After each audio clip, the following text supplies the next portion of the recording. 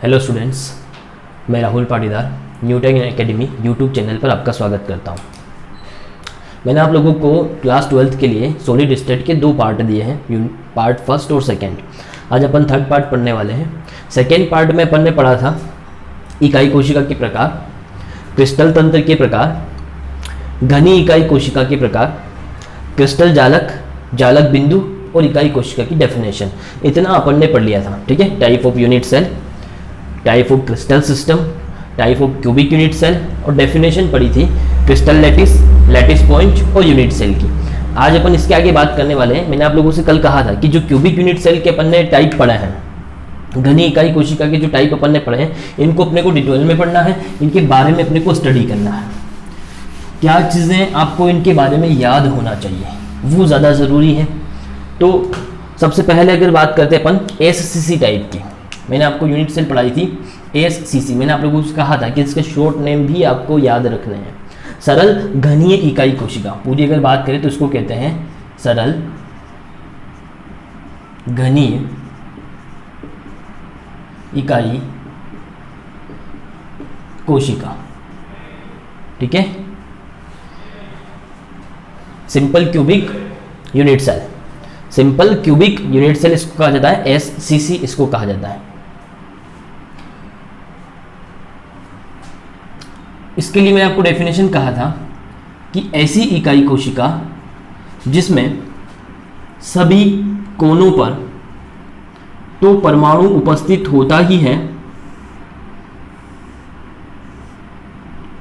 इसके अतिरिक्त पूरी इकाई कोशिका में और कहीं परमाणु उपस्थित नहीं होता है, केवल कोनों पर परमाणु उपस्थित होता है। ये जो कोने हैं, केवल इन कोनों पर, सभी 8 कोनों पर परमाणु उपस्थित होता है।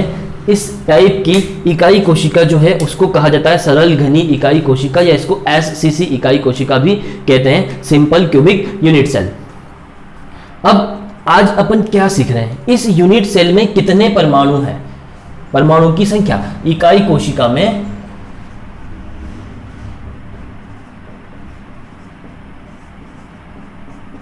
उपस्थित परमाणु की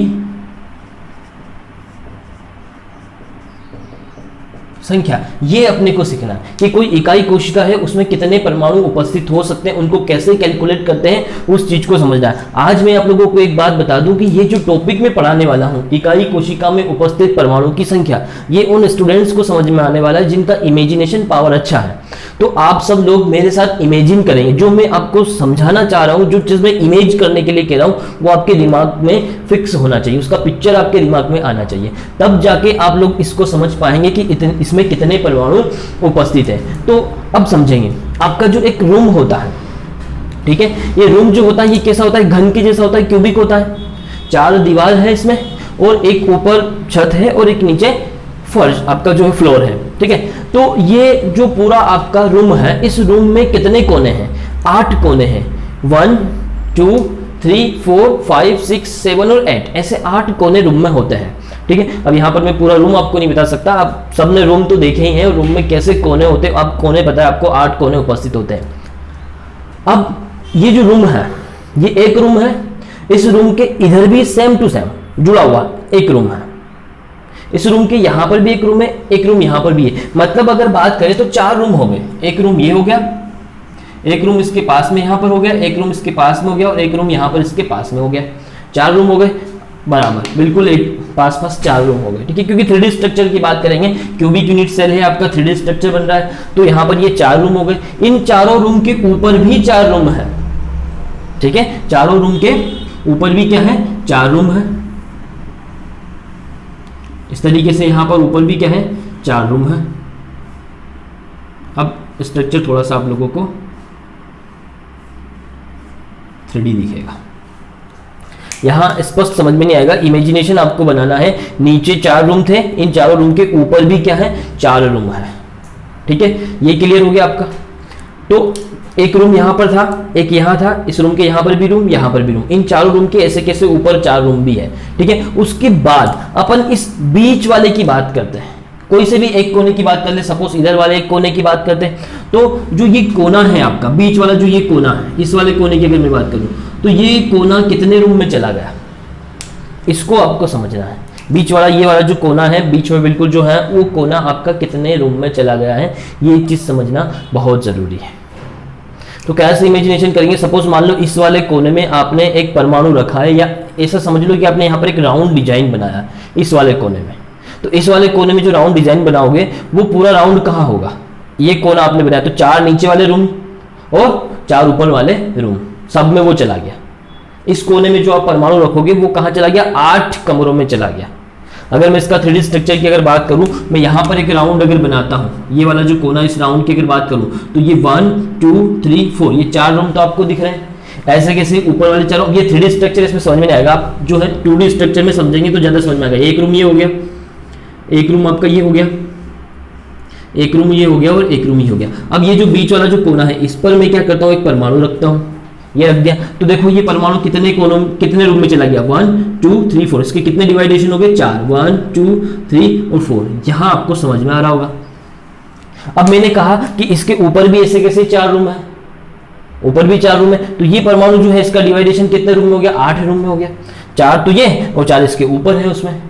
तो जो कोने पर परमाणु रखा हुआ है, बात को यही समझना है। सबसे पहले अपन कैलकुलेट कर रहे हैं जो इकाई कोशिका उसमें परमाणु की संख्या कितनी होती है। तो इकाई कोशिका में परमाणु कितनी जगह पर रख सकते हैं वो समझना। इकाई कोशिका में परमाणु आपने कोने पे रखा है, अगर आपकी सरल इकाई कोशिका तो इसमें केवल कोने पर होता है। लेकिन अगर मैं बात करूं काई केंद्रित इकाई कोशिका की, बीसीसी यूनिट सेल की अगर मैं बात करूं तो उसमें एक परमाणु यहाँ बीच में भी होता है, तो अपन केंद्र में भी परमाणु रखते हैं। फिर परमाणु अपन ने एक और एफसीसी पढ़ी थी फलक केंद्रित, उसमें क्या करा था, इस फलक के बीच में भी अपन ने क्या करा था, परमाणु रखा था। तो अपने को सभी जगह के परमाणु की संख्या को कैलकुलेट करना आना चाहिए। तो सबसे पहले अगर बात करें अपन कोने पर उपस्थित,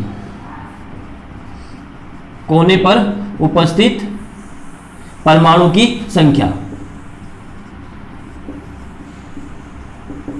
यदि आपका जो यूनिट सेल है उसमें यहां जो ये कोना है इस पे अगर परमाणु उपस्थित है तो इसकी संख्या आप कैसे कैलकुलेट करेंगे। आप तो ये सोच रहे हो कि ये परमाणु मतलब ये यूनिट सेल है 1 2 3 4 5 6 7 8 ये 8 परमाणु हो गए एक यूनिट सेल में, ऐसा नहीं है। ये जो परमाणु यहां रखा हुआ है, मैंने अभी जस्ट कहा ये पूरा इस यूनिट सेल में नहीं है, ये पूरा ये जो परमाणु है ये एक रूम में नहीं है, पूरा पूरा एक रूम में नहीं है। एक रूम में तो इसका केवल एक भाग है, जो टोटल 8 भाग इसके हो गए हैं उसमें से केवल एक भाग जो है वो कहाँ आ रहा है, एक इकाई कोशिका में आ रहा है। मतलब इस यूनिट सेल में इस परमाणु का केवल कितना भाग आ रहा है, एक भाग आ रहा है, और टोटल भाग कितने हो गए इसके, 8 भाग हो गए। तो इस इकाई कोशिका में कितना हो गया, 8 में से कितना भाग आया, केवल एक भाग आया।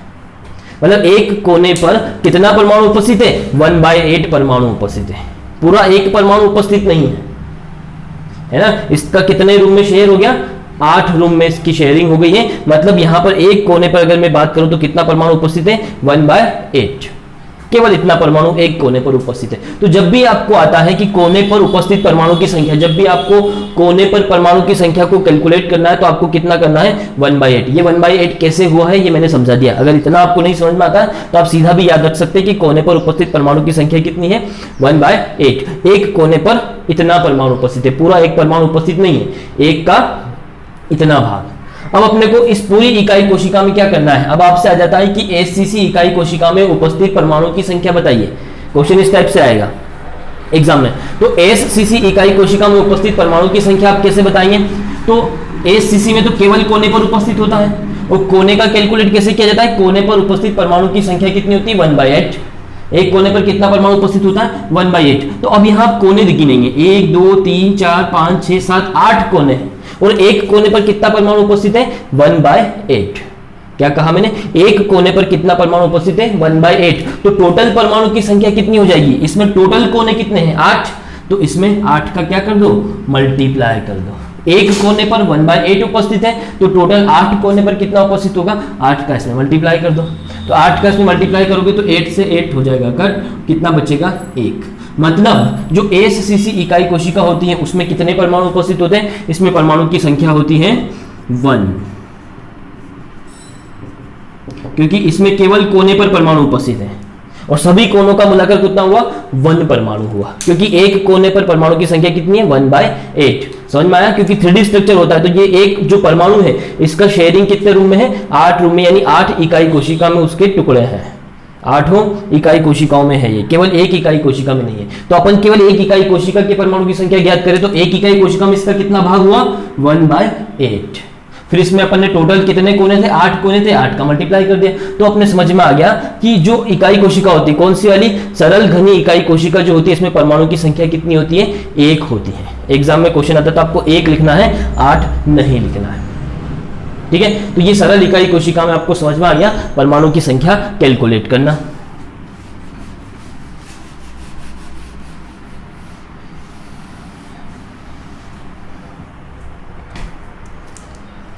अब बात करेंगे बीसीसी इकाई कोशिका।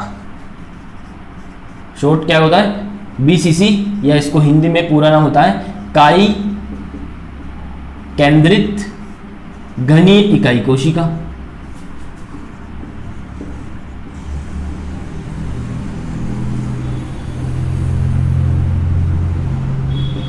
तो काय केंद्रित घनी इकाई कोशिका की अगर बात करें, बीसीसी यूनिट सेल की अगर बात करें, तो सबसे पहले इसका डेफिनेशन मैंने आपको कल बताया था कि इसके सभी कोनों पर तो परमाणु उपस्थित होता ही है, इसके मध्य में सेंटर में भी क्या होता है, एक परमाणु उपस्थित होता है। तो इस प्रकार की जो यूनिट सेल होती है वो कहलाती है बीसीसी, यानी काय केंद्रित घनी इकाई कोशिका। अब इसमें आपको परमाणु की संख्या ज्ञात करनी है, तो इसमें 2 जगह उपस्थित है, कोने पर भी परमाणु उपस्थित है और केंद्र में भी, तो दोनों जगह का अपने को क्या करना है, कैलकुलेट करना है। तो सबसे पहले अपन करते हैं कोने पर, तो यहां लिखेंगे अपन, क्या लिखेंगे, कोने पर उपस्थित परमाणु की संख्या।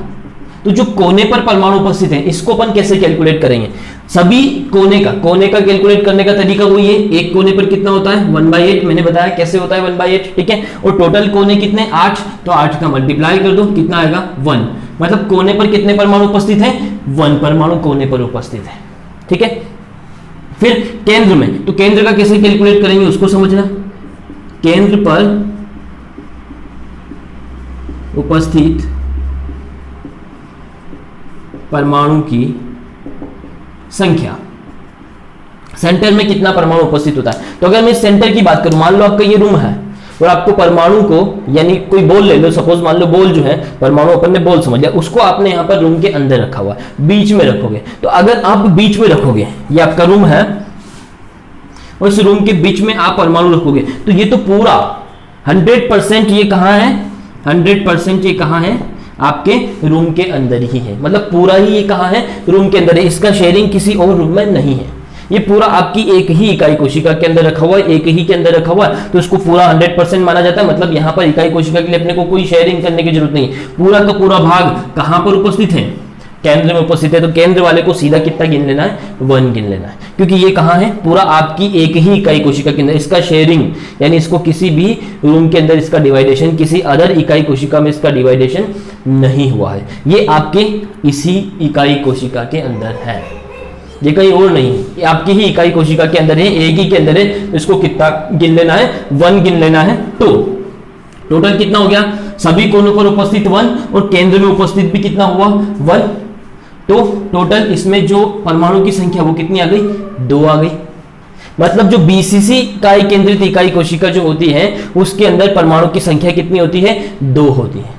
एससीसी में कितनी होती है, 1 होती है। आप सीधे भी इनको याद रख सकते हैं, लेकिन आपको कैलकुलेट करना भी आना चाहिए। मान लो परमाणु की संख्या जो है, पोजीशन जो है, संख्या क्या मतलब, ये परमाणु की जो पोजीशन है इसको बदल दिया, कहीं और रख दिया, तो फिर आप कैसे कैलकुलेट करेंगे, तो शेयरिंग कैसे निकालना वो समझ में आना चाहिए। मतलब ये कहां से आता है ये आपको पता होना चाहिए, 1/8 और 1 कहां से आया। अगर पूरा एक ही कोशिका के अंदर है तो 1 लिख दिया, अगर वो कोने पर है तो उसका भाग कितना हुआ, 1/8 हुआ। अब अगला अपन बात करते हैं, अगली जो यूनिट सेल अपन ने पढ़ी थी वो थी आपकी एफसीसी, घनी इकाई कोशिका में अपन ने कौन सी पढ़ी थी, एफसीसी। एफसीसी यानी इसको कहते हैं फलक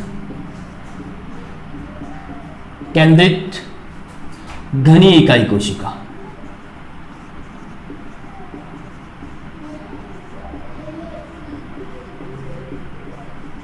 तो फलक केंद्रित घनी इकाई कोशिका की अगर बात करें तो मैंने आप लोगों को इसके बारे में समझाया था कि इसमें सभी कोने पर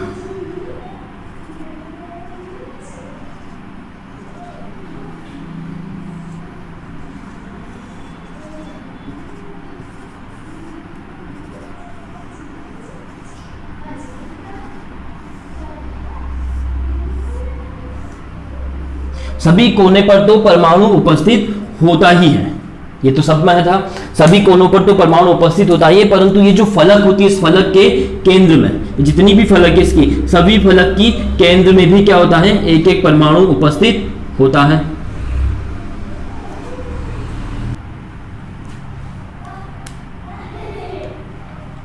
तो टोटल 6 फलक है, ठीक है, left, right, up, down, front, back. यहां ऐसा दिख रहा है। रूम में आप देखेंगे तो कितने जो है फलक, मतलब क्या दीवार कितनी है, आप रूम की दीवारें देख लो तो 4 तो दीवारें हैं, एक छत है और एक फ्लोर है, टोटल कितने हो गए, 6 हो गए। तो इसी तरीके से फलक जो है वो कितनी हुई, यूनिट सेल में 6 फलक होती है। अब फलक पे कैसे निकालेंगे, देखो इसमें अगर आपको परमाणु की संख्या निकालनी है, AFCC इकाई कोशिका में आपको क्या करनी है, परमाणु की संख्या निकालनी है, तो कैसे निकालेंगे, सबसे पहले आप क्या करेंगे, वही केंद्र पर उपस्थित परमाणु की संख्या,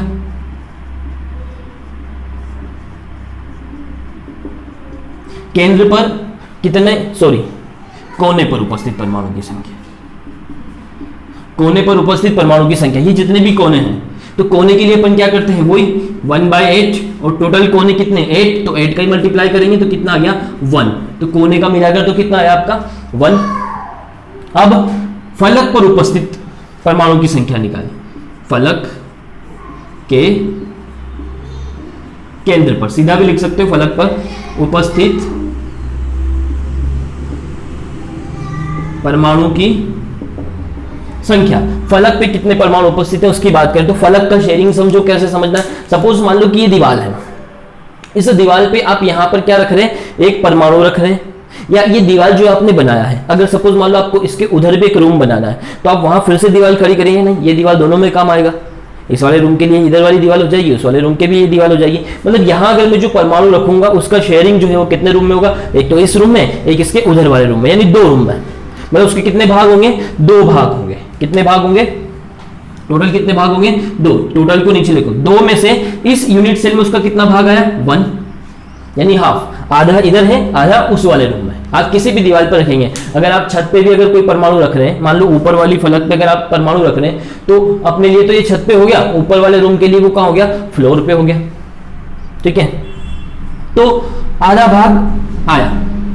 तो फलक पर उपस्थित परमाणु जो होता है, फलक पर कितना परमाणु उपस्थित होता है, फैस पर कितना परमाणु उपस्थित होता है, हाफ, 1/2। अब टोटल फलक कितनी होती है, 6, तो इसमें किसका मल्टीप्लाई कर दो, आपको टोटल निकालना है, सभी फलक पे उपस्थित है तो 6 का मल्टीप्लाई कर दो, तो कितना आ जाएगा 3। तो सभी कोनों का मिलाकर परमाणु कितना आया 1, और जो फलक का मिलाकर परमाणु कितना आया 3। तो टोटल परमाणु की संख्या कितनी हो गई 4। मतलब आपकी जो AFCC यानी फलक केंद्रित इकाई घनी इकाई कोशिका जो होती है उसमें परमाणु की संख्या कितनी होती है 4 होती है। तो आपको ये कैलकुलेट करना आना चाहिए। चलिए इसके बाद बात करते हैं, अपन ने एक और पढ़ा था ECC, यहीं पर मैं उसको भी समझा देता हूं। ECC या अंतः केंद्रित, ठीक है। इसमें मैंने कहा था कि इसके सभी फलक पे परमाणु उपस्थित नहीं, सभी कोनों पर तो होता ही है, लेकिन केवल 2 आमने सामने की जो फलक होती हैं उनके केंद्र में ही परमाणु उपस्थित होता है और कहीं नहीं होता। सभी कोनों पर तो होता ही है और जो आमने सामने वाली फलक हैं उनके केंद्र में भी क्या होता है, परमाणु उपस्थित होता है। यदि आप लोगों को ऐसा लगता है कि थोड़ा फास्ट चल रहा है तो आप वीडियो को पॉज करें, उसको समझें, जो आपने समझा है, जो मैंने पढ़ाया पहले उसको समझें, नोट करें, फिर प्ले करें। इस तरीके से आप देखें तो आपको थोड़ा सा जल्दी समझ में आएगा और फास्ट नहीं लगेगा। चलिए तो ECC की बात करें, अंतर केंद्रित घनी इकाई कोशिका की, तो कोने पर उपस्थित परमाणु की संख्या कितनी आई, 1/8 × 8 से 1 आ जाएगी, क्योंकि इसके भी सभी कोने पर होता है। परंतु फलक केवल 2 ही फलक होता है, सभी फलक पे नहीं होता है, 2 ही फलक पे होता है। तो फलक के लिए अपन कितना लेते हैं 1/2, फलक के लिए तो 1/2 ही लेते हैं, इसका शेयरिंग कितना 1/2। लेकिन अब इसमें फलक की संख्या कितनी है 2, फलक तो 6 है लेकिन केवल 2 ही फलक पर क्या है, परमाणु उपस्थित है, इसलिए अब इसमें 6 का मल्टीप्लाई नहीं करेंगे, 2 का मल्टीप्लाई करेंगे। तो टोटल कितना आ गया 1 आ गया। तो यहां पर परमाणु की संख्या कितनी हो गई 2 हो गई, ठीक है। तो ये बहुत जरूरी चीज है। आपको घनी इकाई कोशिका के प्रकार मैंने समझा दिए हैं, और घनी इकाई कोशिका जो होती है उसमें आप परमाणु की संख्या कैसे पता करेंगे वो भी मैंने आपको समझा दिया है। अब आप लोगों के लिए एक क्वेश्चन है कि यदि मैं किसी यूनिट सेल में, आप लोगों से एग्जाम में से क्वेश्चन भी पूछा सकता है, वो कोई टाइप नहीं है इसका, लेकिन मैं बता दूं आपको कि यदि मान लो सभी कोने पर तो परमाणु उपस्थित है ही सही, लेकिन ये जो कोर है इसको क्या कहते हैं, एज। ये जो कोर है, जितनी भी कोर होती हैं, आपका जो एक यूनिट सेल होती है उसमें ये जो कोर होती है, इस कोर के बीच में जितनी भी कोर यहां पर आपको दिख रही है, उन सभी कोर के बीच में भी मैं क्या कर दूं, एक एक परमाणु रख दूं।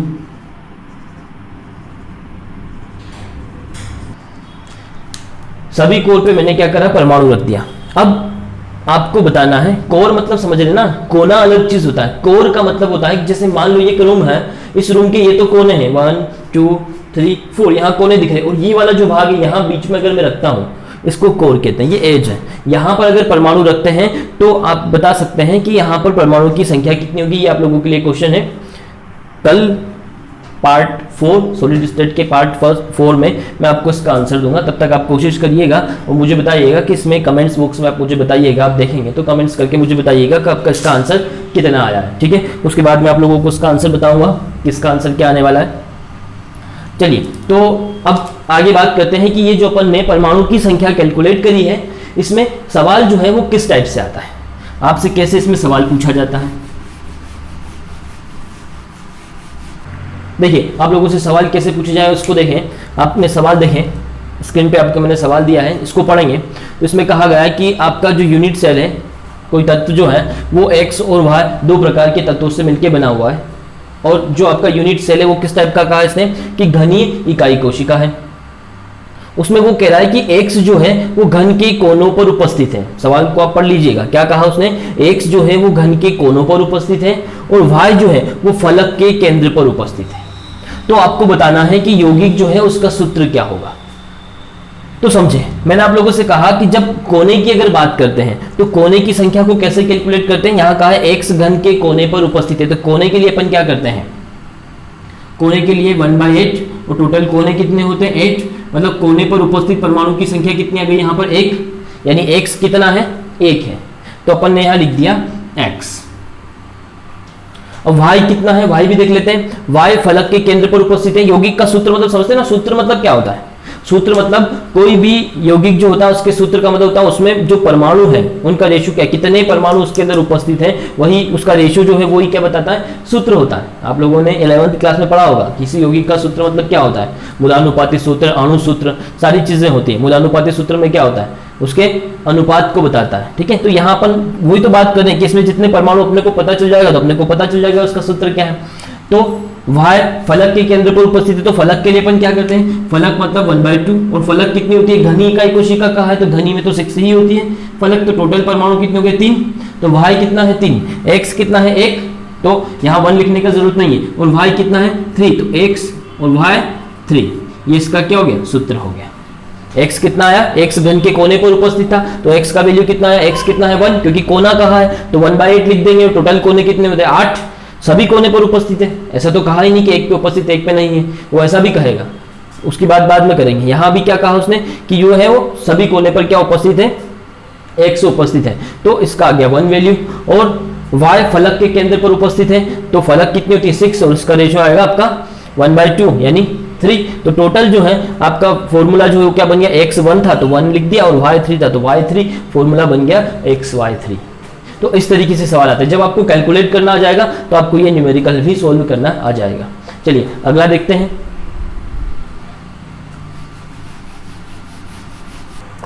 सेकंड सवाल देखेंगे, आपके स्क्रीन पे सवाल है, इसको पढ़ें आप। इसमें क्या लिखा है, एक घनीय इकाई सेल में परमाणु एक कोने पर, तो जो परमाणु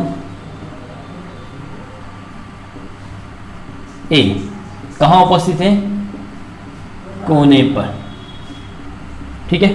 फिर आगे इसने कहा है कि परमाणु बी फलक के केंद्र पे उपस्थित है, फलक के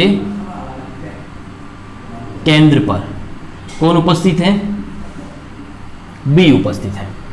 ए कोने पर उपस्थित है और फलक के केंद्र में कौन उपस्थित है, बी उपस्थित है। आगे बात करते हैं, यदि इकाई सेल के दो कोनों से ए परमाणु अनुपस्थित हो जाए, यहां कंडीशन देखेंगे, यहां क्या हुआ, दो कोनों से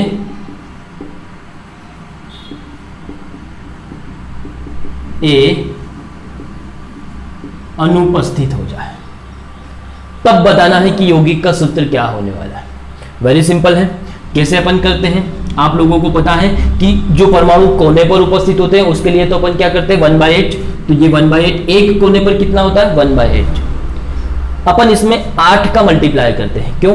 क्योंकि एक यूनिट सेल में टोटल कितने जो कोने होते हैं 8 कोने होते हैं, तो 8 का मल्टीप्लाई करते हैं। लेकिन यहां उसने कहा है कि 2 कोनों से ए अनुपस्थित है, मतलब अब आपका परमाणु जो है केवल 6 कोनों पर उपस्थित है, 2 कोनों पर आपका परमाणु उपस्थित नहीं है। तो आप यहाँ 8 का गुणा नहीं करेंगे, अब आपको क्या करना है 6 का यहाँ पर मल्टीप्लाई करना है, क्योंकि अब आपका परमाणु जो है वो केवल 6 कोनों पर उपस्थित है, सभी कोनों पर उपस्थित नहीं है, 2 से अनुपस्थित हो गया, तो 6 का मल्टीप्लाई कर दो। अगर वो ऐसा कुछ नहीं कहता तो अपन 8 का ही करते। अब इसको सोल्व कर लो, कितना आ जाएगा ये 3/4, डेसिमल में नहीं लिखना है, फ्रैक्शन में रखना है, तो 3/4।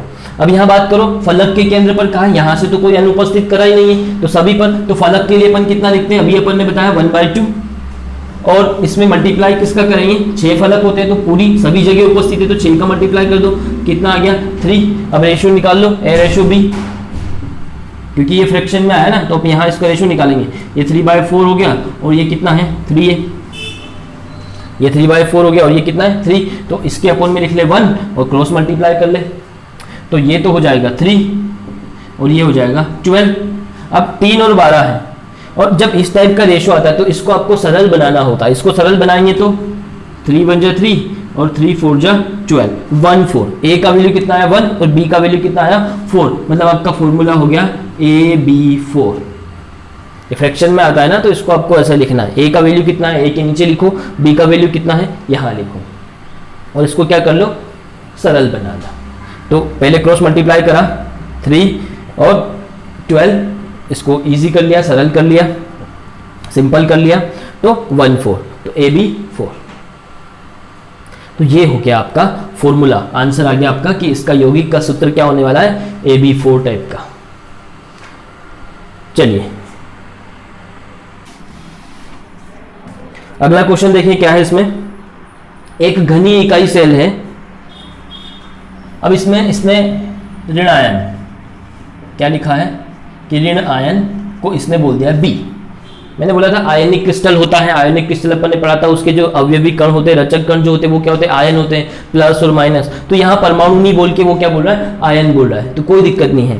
क्या कहा है एक घनी इकाई सेल में ऋण आयन बी घन के कोने पर, बी कहाँ उपस्थित है कोने पर, फिर वो बोल रहा है कि धन आयन ए, अगले को इसने क्या कहा है एक ऋण आयन है तो दूसरा धन आयन हो गया, और वो क्या है धन आयन ए जो है वो एकांतर क्रम में फलक के केंद्र पर उपस्थित है। एकांतर क्रम में ध्यान देना, एकांतर क्रम में फलक के केंद्र पर उपस्थित है, एकांतर क्रम में फलक के केंद्र पर उपस्थित है, तो आपको यौगिक का सूत्र बताना है। चलिए कैलकुलेट करते हैं। ऋण आयन बी कोने पर उपस्थित है, तो कोने के लिए अपन क्या करते हैं 1/8, और यहां कोई अनुपस्थित नहीं है, कुछ भी कंडीशन नहीं रखा है, तो 8 का मल्टीप्लाई कर दो, तो कोने का मिलाकर तो कितना आ गया 1 आ गया। फिर वो कह रहा है कि धनायन ए जो है वो एकांतर क्रम में फलक के केंद्र पर उपस्थित है। एकांतर क्रम का मतलब क्या होता है अल्टरनेशंस, एक फलक पे उपस्थित है एक पे नहीं है, फिर एक पे उपस्थित है फिर एक पे नहीं है, तो टोटल 6 फलक होती है। टोटल फलक कितनी है 1 2 3 4 5 6। एक पर उपस्थित है इस पर नहीं है, इस पर उपस्थित है इस पर नहीं है, इस पर उपस्थित है इस पर नहीं है। इसका क्या मतलब हो गया, इसका मतलब यह हुआ कि 3 फलक पर उपस्थित है और 3 फलक पर उपस्थित नहीं है। सभी 6 पर उपस्थित नहीं है, केवल किस पर उपस्थित है 1 3 और 5 वाली फलक पर उपस्थित है। तो फलक के लिए अपन कितना लिखते हैं 1/2, और 3 फलक पर उपस्थित है। एकांतर का मतलब ये हुआ एक पर उपस्थित है एक पर नहीं है, तो 3 का मल्टीप्लाई करेंगे, तो ये आपका आ गया 3/2। कर लो रेशो बी और ए, ऋण आयन और धनायन। जब भी आप फॉर्मूला बनाते हैं तो आप याद रखें धनायन को आगे लिखते हैं, ऋणायन को क्या करते हैं पीछे लिखते हैं। जैसे मान लो आप NaCl का फॉर्मूला लिखते हो तो कैसे लिखते हो, NaCl, Na positive Cl minus, positive वाले को आगे नेगेटिव वाले को पीछे लिखते हैं। वो मैं बताऊंगा, इसका बेसिक भी आपको बताऊंगा, फॉर्मूले जब बनाते हैं तो कैसे बनाते हैं, किसको आगे लिखते हैं किसको पीछे। तो अभी इतना समझ लें, ए और बी। ए का रेशियो कितना आया, ए का आया आपका 3/2, बी का रेशियो कितना आया 1, क्रॉस मल्टीप्लाई कर दो तो ये कितना हो जाएगा 3:2। तो अब ये तो इससे ज़्यादा सिंपल होगा नहीं, तो इसका फॉर्मूला हो गया A3B2। क्या हो गया, A3B2। तो अगला सवाल देखो आपकी स्क्रीन पे, आपको थोड़ा सा ये सवाल अलग टाइप का है ना, इस टाइप से भी सवाल आते हैं, इसको समझेंगे। इसमें कहा है कि धातु है, क्या धातु है, गोल्ड, धात्विक स्वर्ण कहाँ उपस्थित है, फलक केंद्रित इकाई कोशिका कहाँ है, इकाई कोशिका आपकी कौन सी टाइप की है, FCC इकाई कोशिका है, के रूप में क्रिस्टलीकृत होता है। स्वर्ण के 2 ग्राम में उपस्थित इकाई सेलों की संख्या क्या होगी। क्या कहा है कि आपका जो गोल्ड है, स्वर्ण जो है वो FCC के रूप में अरेंज है, FCC इकाई कोशिका उसकी है। और उसकी अगर अपन बात करें तो यहां उसने कहा कि 2 ग्राम, कितना लिया है 2 ग्राम। आपके पास अगर 2 ग्राम ऐसा गोल्ड है, ठीक है, गोल्ड आपके पास है, स्वर्ण है, जो जिसका जो विन्यास है वो कैसा है, FCC प्रकार का है, उसका क्रिस्टल तंत्र कैसा है, FCC प्रकार का है। गोल्ड का परमाणु भर दिया हुआ है 197। तो अब सवाल कैसे करेंगे, इकाई कोशिका आपको पता करनी है कि कितनी इकाई कोशिका है। अब मैं आपको थोड़ा सा एक एग्जांपल से समझाता हूं कि सपोज मान लो आपके पास एक बॉक्स है, बात को ध्यान से समझना, पूरा सवाल समझ में आएगा। आपके पास एक बॉक्स है, 2 प्रकार के परमाणु से मिलकर बना हुआ है, यानी 2 परमाणु से मिलकर, प्रकार भी छोड़िए, 2 परमाणु से मिलकर बना हुआ है। बॉक्स है, 2 परमाणु से मिलकर बना हुआ है, और यदि आपके पास टोटल 20 परमाणु है, कितने परमाणु हैं, 20 परमाणु है, तो आप बताइए कि आप ऐसे कितने बॉक्स बना सकते हैं। क्या कहा मैंने, एक बॉक्स को बनाने के लिए 2 परमाणु की जरूरत लग रही है, तो टोटल आपके पास 20 परमाणु हैं, तो आप कितने बॉक्स बना सकते हैं। तो आप क्या करेंगे कि ये जो 20 परमाणु हैं, इसमें आपको एक बॉक्स के लिए कितने परमाणु की जरूरत पड़ रही है, उससे आप इसको डिवाइड कर देंगे। 2 की जरूरत पड़ रही है, 2 से डिवाइड कर देंगे तो कितना आएगा 10। मतलब क्या हुआ कि आपको 10 बॉक्स मिल सकते हैं। अगर आपके पास कितने परमाणु हैं, 20 एटम आपके पास है, तो वही तो करना है। अब उसने कहा है कि आपका जो गोल्ड है वो कैसे बना हुआ है, उसकी जो संरचना है वो कैसी है, FCC टाइप की है, FCC टाइप की है। तो आपसे पूछा गया, और आपके पास गोल्ड जो है वो कितना है, आपके पास गोल्ड है 2 ग्राम। तो अपन अगर ये पता कर लें, सबसे पहले तो अपन ये पता कर लें कि अगर आपका यूनिट सेल जो है FCC टाइप का है, तो FCC प्रकार की इकाई कोशिका में कुल परमाणु की संख्या कितनी होती है। पहले ये तो पता कर लें कि आपका जो बॉक्स है, सपोज मान लो ये इकाई कोशिका है, तो इसको बनाने के लिए कितने परमाणु की जरूरत है, पहले वो पता कर लें। तो वो पता कर लेते हैं, उसका विन्यास कैसा कहा, FCC। तो यहां पर लिखते हैं कि जो फलक केंद्रित इकाई कोशिका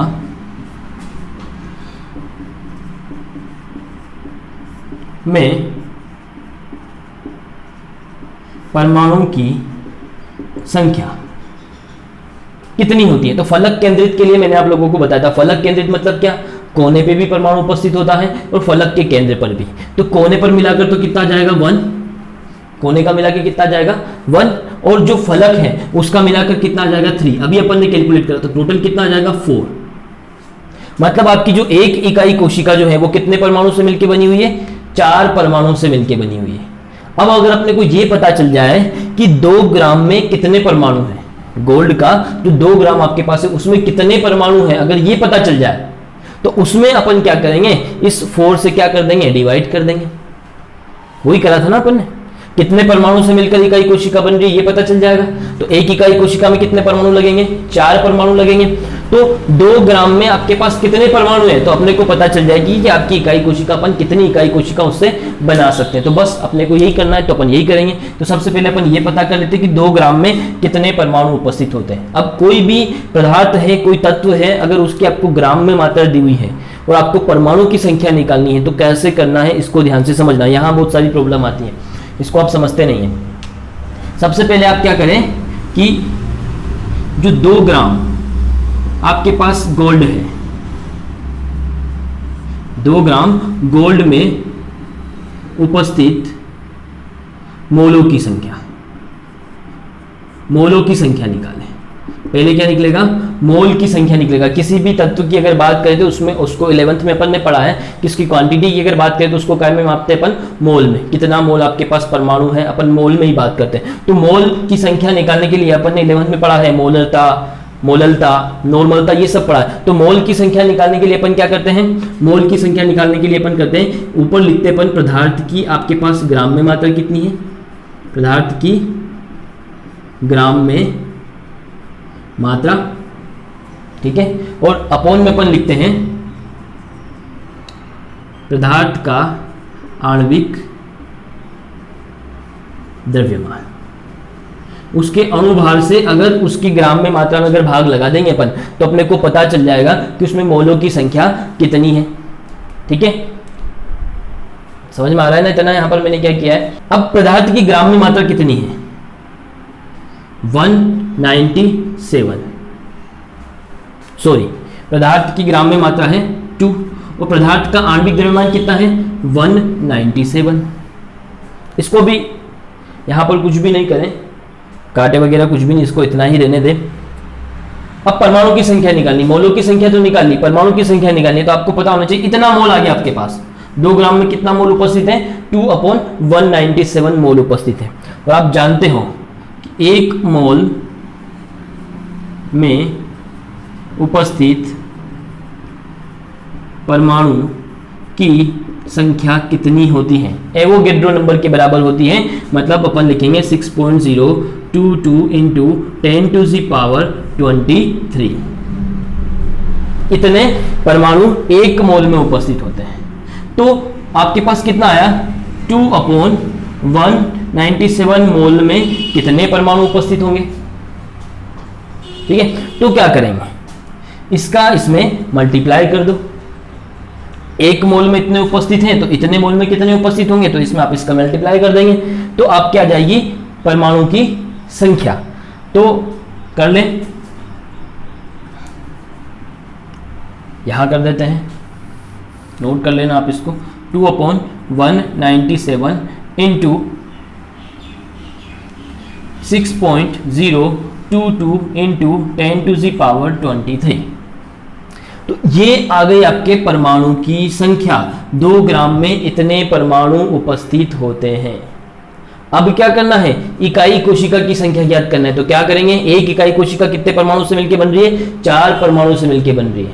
तो इतने परमाणु से कितनी इकाई कोशिकाएं आप बना सकते हो? उसके लिए क्या करोगे? 4 से इसको क्या कर दो? डिवाइड कर दो। तो ठीक है, इसमें 4 का डिवाइड भी कर देते हैं अपन, इसके अपोन में क्या लिख देते हैं? 4 लिख देते हैं। बस आपको इसको क्या करना है? सॉल्व करना है। 2 से इसको डिवाइड कर लें, 2 से, देखो आपको अगर एग्जैक्ट आंसर चाहिए तब भी आप इसको कर सकते हैं। यदि आप इसको, आपको एग्जैक्ट मतलब ऐसा लगता है कि ये पॉइंट में और आपको ऐसा लग रहा है कि नहीं यार कैलकुलेशन में प्रॉब्लम आ रही है, आपके पास ऑप्शन है और ऑप्शन पे आपको टिक मार्क करना है, तो एग्जैक्ट का जरूरत नहीं है, लगभग कितना आ रहा है आंसर वहां तक भी आप जा सकते हो। तो इसको इजी बनाने के लिए क्या करना है वो बताता हूँ। 2 से आपने 4 को डिवाइड करा, यहाँ पर 2 आ गया, इसको 6.022 को आप 6 से लिख लें, पॉइंट हटा दें, क्योंकि 0 है फिर 2 है तो कोई ज़्यादा वैल्यू नहीं है, तो आप इसको हटा दें।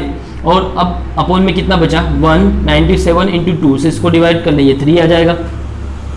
3 से इसको भी डिवाइड कर लें और फिर आप आंसर लिख दें, या 197 का 3 में भाग लगा दें, पॉइंट्स में आंसर आने वाला है, पॉइंट्स में आंसर आएगा, यानी इसको आप ऐसे लिख लें 3 और 197। ठीक है, पॉइंट लगाया, 0 बढ़ाया, फिर 0 लगाया, फिर 0 बढ़ाया, ठीक है, फिर 1 बार 197, 3 बचा, 0 1, फिर एक 0 बढ़ाया, 5 बार,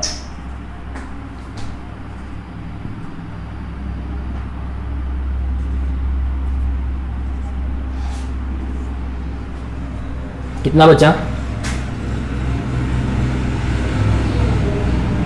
फिर 0 2, और भी कितना भी जाए तो अपन इसको 2 ही आएगा।